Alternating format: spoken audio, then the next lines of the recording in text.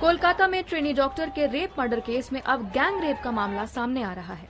All India government doctors association के additional secretary doctor सुवर्ण गोस्वामी ने कहा है कि उन्होंने पोस्टमार्टम रिपोर्ट पढ़ी है। डॉक्टर गोस्वामी के मुताबिक पीएम रिपोर्ट में जिक्र है कि ट्रेनी डॉक्टर के प्राइवेट पार्ट से 151 ग्राम सीमन मिला है। इतनी ज्यादा मात्रा किसी एक शख्स की नहीं हो सकती। इस बात की पूरी संभावना है कि रेप में एक से ज्यादा लोग शामिल हों। इस बीच कांग्रेस नेता राहुल गांधी ने घटना के 5 दिन बाद सोशल मीडिया पोस्ट पर गंभीर आरोप लगाए। उन्होंने लिखा, पीड़िता को न्याय दिलाने की जगह आरोपियों को बचाने की कोशिश हो रही है।